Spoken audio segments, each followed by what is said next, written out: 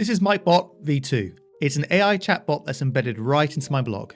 You can ask it questions about things I've written over the past 20 plus years I've been writing blog posts, or it can look up some additional information about me so you can just have a good old chit chat about me. So if your ego is as titanic as mine, and you want to build something like this yourself, then stick around as we're going to go through all the details. So grab yourself a lovely cup of tea and let's get started.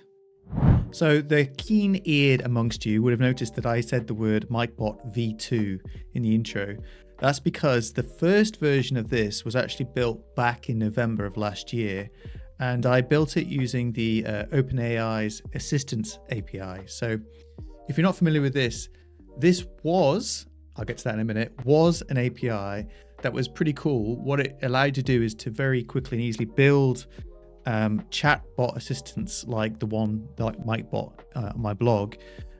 It would take away a lot of like the pain points from you. So such as, doing RAG internally and managing threads and messages and things like that. So you could just send it, a prompt from a user and then stream back the response and just render the UI. So it was really nice for that. And the way that OpenAI did this is they had like their own sort of vector store, so it could do the RAG lookup internally. But I said the word was because they have now deprecated it. So you can see here, as of March 2025, we're releasing building blocks, blah, blah, blah, blah, using their new responses thing. So they're going to deprecate it the first half of 2026. So I knew that my time was limited with the Assistance API, or else Mikebot was just going to stop working.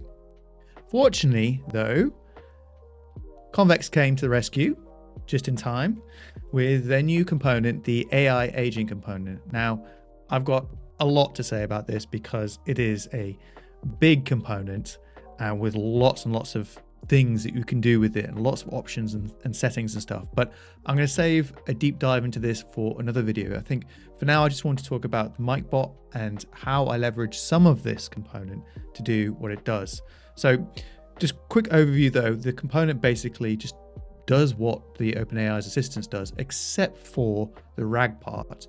So it doesn't do that yet, but we do plan on doing a RAG component in the future. So hopefully we'll be able to integrate those much nicer. But for now, as you'll see in a minute, I do the RAG myself via a tool call. But anyway, the idea is that it takes care of managing the threads and messages and calls to the LLM on my behalf. Okay, so let's dive into the code now and take a look at what's going on here a little bit. So the blog is a Next.js project. By the way, the source code I'm going to leave down below in the description, the entire source code for the blog, so you can follow along or have a look and see how I've done something. It's a Next.js project that mostly uses Next.js's static rendering capabilities. So that's what allows like the blog to be like super performant and fast. So everything loads like really, really quickly because they're static pages. But it also has a little bit of Convex in there. So I have this Convex directory in here that has a couple of different things, but mostly is going to be the Mikebot component for today I'm going to show off. So let's start off by having a look at the Mikebot agent. So this is the main, let me think. This is the main way to describe how you want your AI to work, for your agent to work inside your application. So in my case, I'm calling it Mikebot. It's going to use the OpenAI 4.1 mini. I found this to be very effective. I mean, I could probably just use the normal 4.1, but 4.1 mini is very, very good. And we're going to use the text embedding 3 model, which is important. I'll talk about embeddings in a minute.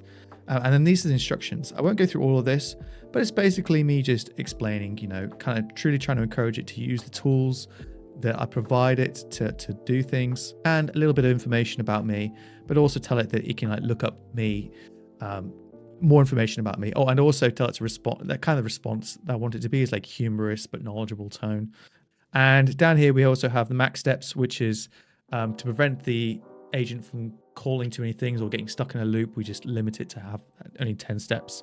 And then we have this tools, and this is one of the most important parts, I would say, other than the instructions, is the tools that it can use. So Convex's agents component has got this nice create tool helper thing that allows us to give it a Z schema that it expects. So we can be sure that when it runs the handler of the tool, so when it calls the tool, we can be sure that the args that are given are going to look exactly like this. And also we get this context, which is looks very much like a normal convex context, if you're familiar, which means that we can run actions and mutations and things like that within our handler here. So in the context of this tool here, search blog posts, it's going to run this action here, text and vector search blog posts, with the query that we want to search for, and then it's going to return the results. So let's just quickly take a look at that in action. So let me open up Mikebot. In fact, I will embiggen it here and say, hey, has Mike written anything about AI? And we should see the AI searching for the word AI, and now it's going to list all of the most relevant results that have come back from that. And as this is marked down, this is part of the instructions, I told it that I want to be able to just click on it, click up the link and take me to that post. So that's what I can do there, which is quite nice. And so right now I've only got two tools. I've got the search blog post tool, and I have this Mike about page tool. So I don't really have that many pages in the application, in the blog that I would think would be useful for the AI to know about. But one of them is this about page, which is fairly simple, sort of like log of what I've been up to. So it just gives the AI a little bit more context if somebody wants to come along and ask about me, the most important person. So that's it for kind of like the agent definition. We have like the instructions and the tools, which are the most important part. So let's have a look at what happens when we press enter in the UI and send a message. Let's trace that through and see what happens. So in my components directory here, in my Next.js project, I have a Mikebot folder, and I have this message entry box component here. So this is the message entry box here. So when I type a message in here, and then we press enter on the text area here, it's going to do the submit. And it's going to call this send message mutation. That mutation is going to be the send message to thread from user.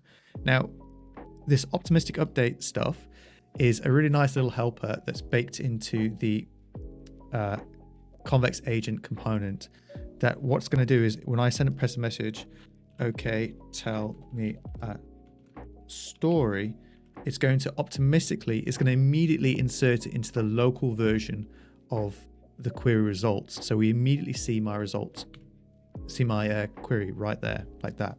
Okay, so when we press enter like that, we execute this mutation here.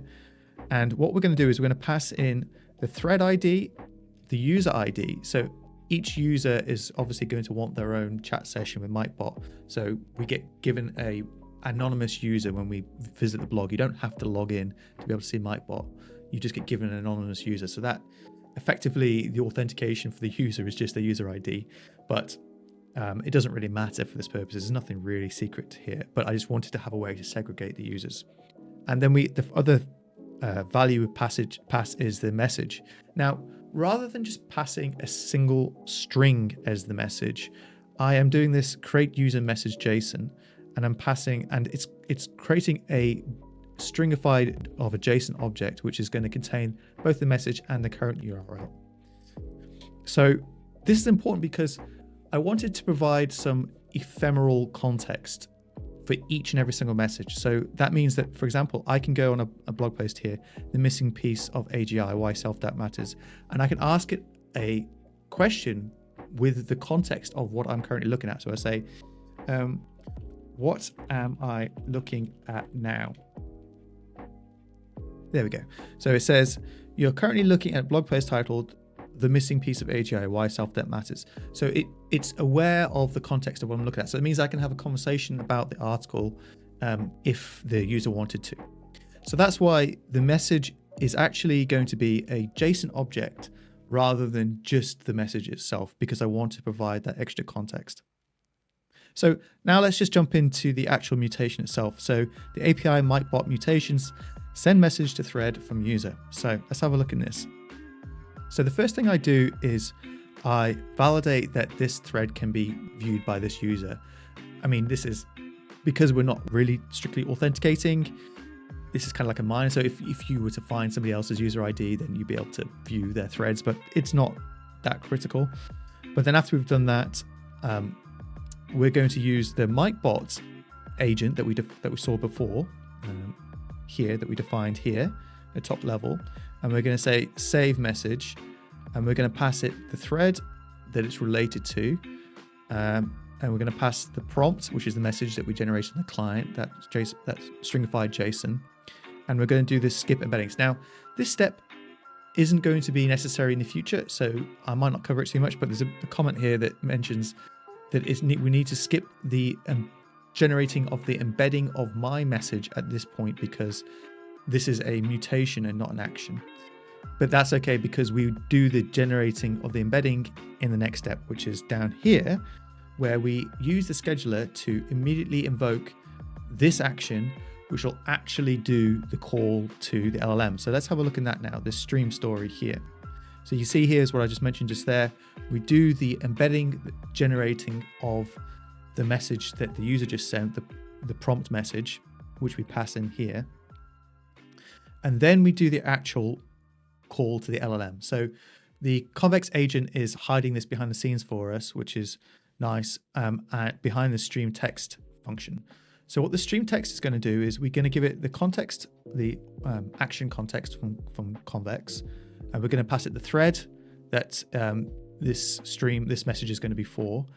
And then we're going to pass it some other options here, which in this case, I want to tell it to chunk by line. So when the result comes back, it's just going to, inside of the Convex agent, in the Convex agent component, it's going to wait until we get a line of result back from OpenAI, and then it's going to stick it in the database. And then it's going to then stream that result back to the user, which is why when we saw, I asked it for like a long message before, you'll see it kind of come streaming in quite nicely. But we'll have a look at the streaming stuff in a minute, because that is really super nice.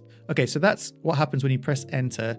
It goes up to Convex, uses the agent to insert my message, my question as a user into the database. Then we start the stream, and then we're going to stream into the database. So then the question naturally is then, how do I then get the results back on the client? Now, so let's take a look at that. So if we go to the Mikebot component, the widget view, and we scroll down in here, we should get to the messages list. So the messages list is what it sounds like is the core inside of this. Everything else is just kind of like the chrome around the outside. The messages list is the most important part. And the most important part of the messages list is this use thread messages from the Convex Agent React import. So what this hook is going to do is going to do a lot of stuff. It's going to wrap a lot of stuff for us. So its parameters is it's going to take in a query for us. Let me just close others. And then it's going to take in some arguments to that query. And then it's going to take in some options for the hook itself, which is the initial number of items we want to show. And also I want to do in a streaming way. I want the results to stream in rather than wait for everything to finish and then send me the message. So let's take a look at what that query does first before I show how we render it. So in here, it's just a normal Convex query that takes whatever arguments we want to define. In this case, we're going to take the user ID, the thread ID, but we also do have to include the pagination options and the stream args. So the results here can be paginated. So I'm not showing it right here, but if there's more messages that aren't being shown here, I can click to load more messages. So we only ever show 10 to begin with, but we can load more if we want to. So that's what these pagination options does, is it controls, it contains like the cursor position of what current page we're looking at within that. So let's have a look at the handler itself. And the stream args kind of does the same thing, but for the streaming. So the streaming is really clever in the way that it works, is that it will only send down the delta of the stream to reduce the bandwidth usage. So you can imagine, as if you ask it a long question, it's going to have a lot of different lines that come in. And if we send down the entire message each time a new line is added, we're going to be adding a lot of bandwidth that's unnecessary. So the way that streaming works is it only sends down the delta. So it will send you down the bit that has changed. So each line additional, and then the user-threaded message is then going to combine those together to give us, the full message as it's being streamed in. So it's really nice in that respect, and that's what the stream args does for us. So then inside of here, again, we're going to validate that this user can view the thread, and then we're going to list the messages. Now there's a number of different settings and things in here. We can exclude tool calls. We can choose different, just to only show like some statuses, for example, like we only want to show the success, or we don't want to show fail, we don't show pending. So this basically allows us just to filter which messages are returned back from the agent storage. And then this bit, we might not need to do in the future, but I wanted to do it. So I wanted to filter out the tool results. Okay, so to explain what I mean about filtering out tool results, we need to know a little bit about how the structure of messages works when you call an LLM.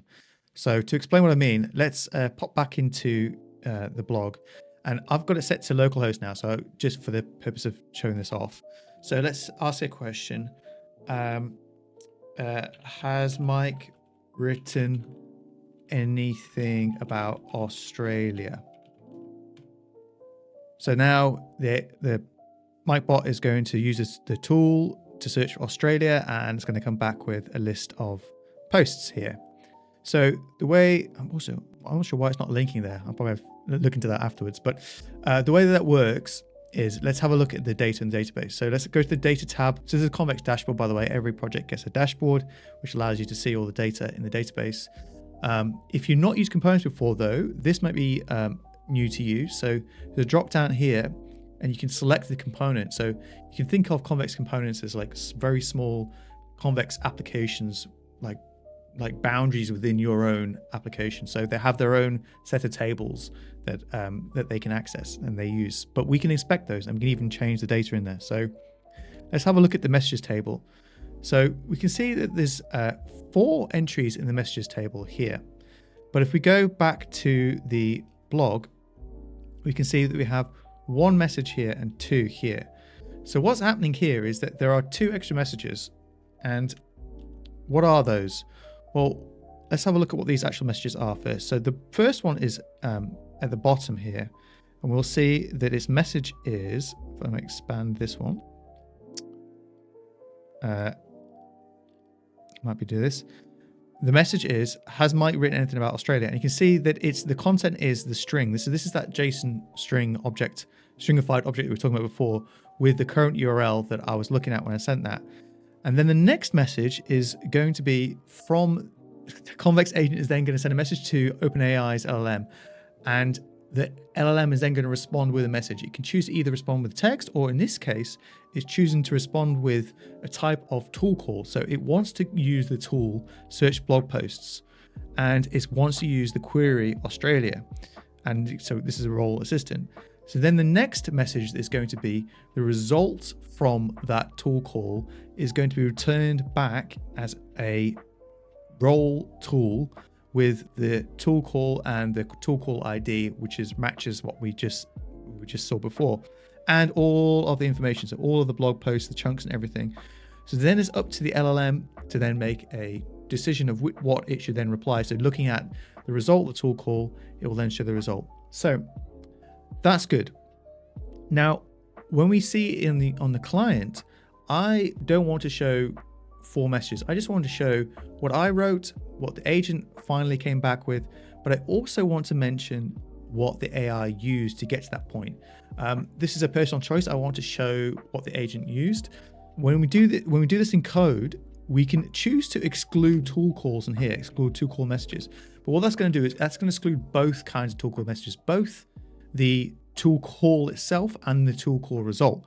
I just want to exclude the tool call result, because if we don't do that, it's going to send all of the messages down to the clients. Let's have a look at what that looks like. So if I do open up the console here, we can have a look at the messages array. So it's just rebuilt, and we can see that we're getting 4 messages in here that we expected before. So this is the final message, and then this is the first one when from us, and then we will see the second message here, which is the tool call, which is this bit here, which is what we want to keep. But then this one, the third one, the message is going to contain the content, which is going to contain all of the blog post chunks, which is a lot of data, which I don't need to send out to the client because the client doesn't need all that information. So if I then comment this, if I put this back in again, Convex is going to rebuild in 1 second, and we should see, clean this out once it's rebuilt. So it's rebuilt, and we can see that we now only get 3. So we are excluding the tool call result out of there. So that's a long way of saying that's what this is doing. I'm hoping that in future that we're going to get more options in here that allow me to filter more explicitly in here to hide just the tool call results, not the tool calls themselves. So anyway, then what we're going to do is we're going to do the sync streams part of the result of our list messages. And what that's going to do is going to do that clever stuff that I was talking before, where it does like the streaming, like the deltas of the stream. So it's not doing it at this point. It's just going to return back some information that the client can then use on a subsequent call to get the deltas. But we don't need to care about that. It's all contained within the thread messages. And so once we have the messages, then this is where I was doing that logging you saw before. Once we have the messages, all I need to do then is just map over these messages and render a message row. And the message row is going to show something different depending upon what the role is, whether it's assistant message or user message. And you'll notice that the tool call I've got commented out. That's because the tool calls that we're showing here are actually assistant messages that are the tool calls. So then within the assistant message itself, I just check to see whether it's a tool. And if it is, I then show the tool message there. So that's about it for like the basics of how we send a message to Convex and get it to call LLM, and then we get the result, the list of the messages back again. It's not all that complicated. But there is one other thing that I want to talk about is the RAG part. So how am I able to do, how is that tool? So if we go back into here, and we go back to the lib, and we'll see how am I doing this part, the searching the blog posts part.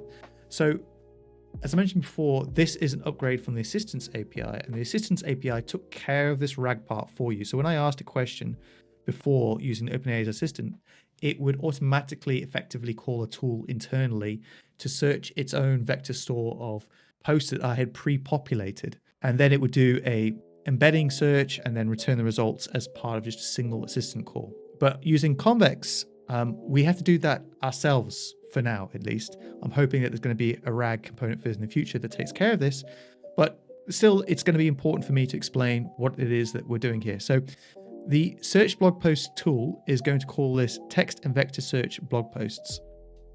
And this is a fairly long action here. So before I talk about this one, let's take a look at the data, what's in the database. So let's go back to our Convex dashboard, and I've changed from the app agent component to the app. We'll see I have not very many tables in here. I have users, which represent the users using Mikebot, and then I have blog posts, and then I have blog post chunks. So blog posts, we have 617 documents. So I have 617 blog posts in here. And this table gets populated by a script. So this script lives in the root of the project, and it is upload post to Convex.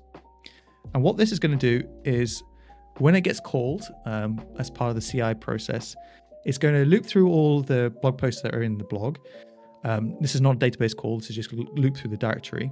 And then it's going to check to see whether any of them need processing. Obviously, we don't want to do things that have already been processed. And it does that using hashing. So we generate hashes for the content. And so if the content's changed, if it hasn't changed, sorry, then we don't need to redo this. We don't need to re-upload it. But if it doesn't exist or it has changed, what it's then going to do is it's going to upload into this blog post table, and it's going to provide the hash. But the content of the blog post itself is put into this blog post chunks table, which has 712 documents. And in here, so we have the embeddings, which is the vector representation of this particular chunk of data. And the reason why we have to chunk it up is because some blog posts are too long. And if you have too much data then the embedding doesn't represent the contents of it. And also if you have it too small, then it doesn't represent it fairly as well. So like, for example, if we had each word each chunk was just a word's length, then like the word a bit and probably and okay aren't really going to be representative of what the content is. But if it's too much, then we're not going to get we're not going to be able to get that much information into the embedding. I'm not sure I'm really doing a good explanation here. I'm going to do a full video on chunking and embedding when I go in more into the agent component in the future. But for now, all you need to know is I have a script that uploads blog posts and it breaks them up into chunks and performs embedding. So now we have the information in the database. We can use Convex's own vector search capabilities to return back the most relevant chunks. So that's what this internal action for Convex is going to do: text and vector search blog posts. So we're going to give it a query, and then what it's going to do is it's going to generate an embedding from that query. So in our case, Australia. So it's going to turn that into a big long number. And then we're going to do a vector search against those blog post chunks and return any chunks that match that embedding. And you notice that we're doing this in parallel along with a text search against the blog posts. So we do that because I want to say that if a result matches the title exactly, like the string Australia. So if I have a blog post with the word Australia in the title of the blog post, I want that to be a very highly rated result. So that's what down here does. This is called RRF or reciprocal rank fusion. Basically, effectively, it's just a fancy way of just ranking the results that return back. So the vector result does return back a score value that we can use, but I also want to rank the ones that have got actually in the title much higher. So that's where this like title bonus comes in. And then I just sort the scores and then remap them back to the blog post, because don't forget we're just looking at chunks there. So I need to remap them back to the actual blog post table so that I can then look up the slug ID, which is the ID of the post. And then I do a little bit of logging here, and then I exclude any results that are below a certain threshold. So this is a bit of an art at the moment. I think I would like to do more scientific through some sort of evals process to make sure that I'm getting this threshold just right. So I'm returning results that are relevant for the LLM, but not too much, so that I'm not using up too much context. But anyway, so once we have the results, I return them back to the tool, and then it's just up to the LLM to choose, what to do with that. And some of the instructions that I give it is, I want to list them out with the links to the posts. So that's it. I guess it's not strictly RAG. So with RAG, generally retrieval augmented generation, you generally retrieve context about the thing that was asked for before you message the LLM. In this case, it's a tool call. So it's an extra step basically. So the LLM has to choose based upon the query whether it wants to go and search for blog posts, rather than me doing that search and providing that context for the LLM before we ask it to give us a result. But I think that's about it for like the technical aspect of Mikebot. It's really quite simple, to be honest. Just a little bit of vector embedding for the searching, plus using the Convex component just makes it really simple to do this kind of thing. I just want to show like other things that you can do that are quite nice. So for example, can you show me posts related to the one I'm looking at?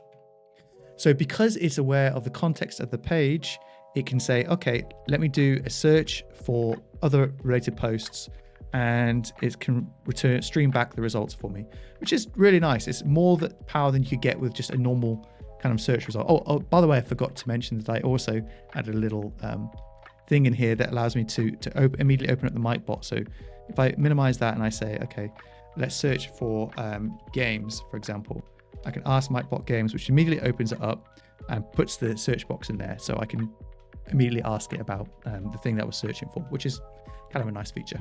All right, well, I hope you enjoyed that deep dive into Mikebot V2. If you'd like to find out more about it and view the source code, I've left links down below so you can go through it all at your own pace. And if you have other questions, please do leave me comments down below. I answer almost every single one. And if you want to have a longer discussion, come and find me on the Discord. And don't forget to like and subscribe, because I'm going to have lots more content coming up about the agent component, as I think it's super powerful and there's lots more there for me to talk about. So until next time, thanks for watching. Cheerio.